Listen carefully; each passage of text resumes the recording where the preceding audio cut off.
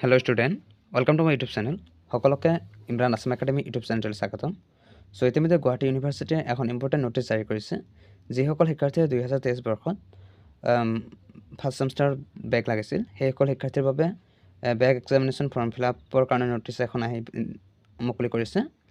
চ' ন'টিছটোত কি কৈছে? দ্য প্ৰিন্সিপাল দ্য এফিলিয়েটেড প্ৰাইমেটেড general degree college under Guwahati university subject online examination form fill up of semester 1 FOAJP BA BHC BCom area batch 2023 through Samart e-gov portal.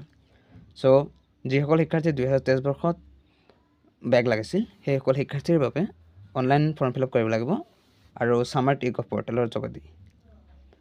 Sir, madam, this is to inform you all that the examination form fill up process for the student of semester 1 FOAJP BA BHC BCom area batch 2023 examination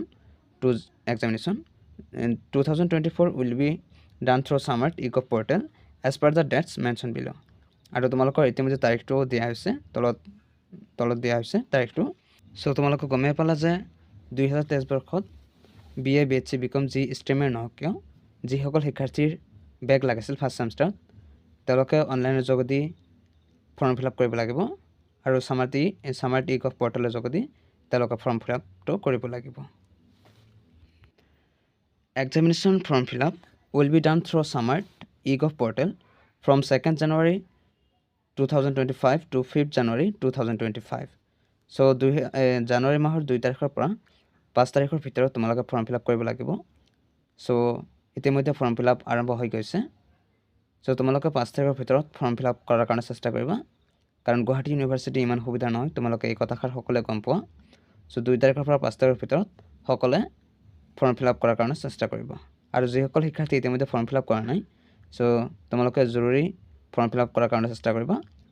student can log in the Guwahati Samart edu in for filling their forms. আৰু এই পৰ্টেলটোৰ যোগেদি তোমালোকে form fill আপটো কৰিব লাগিব। গুৱাহাটী ইউনিভাৰ্চিটিৰ যিটো portal হয়, Guwahati Samart edu in। চ' এই পৰ্টেলৰ যোগেদি তোমালোকে ফৰ্ম ফিল আপ কৰিব লাগিব আৰু 2 জানুৱাৰীৰ পৰা 5 জানুৱাৰীৰ ভিতৰত ফৰ্ম ফিল আপটো তোমালোকে শেষ কৰিব লাগিব। আৰু তোমালোকৰ এই ফৰ্ম ফিল আপৰ কাৰণে এটা মাচুল দিব লাগিব। চ' এক্সামিনেশ্যন ফিজ দি আছে ইয়াত 890 টকা দিব লাগিব তোমালোকে অনলাইনৰ যোগেদি। চ' অনলাইনত তোমালোকে পে' কৰিব লাগিব 890 টকা।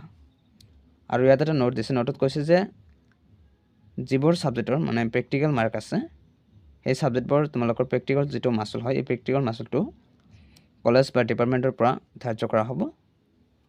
চ' এইখিনি আছিল আজিৰ ন'টিছটোত।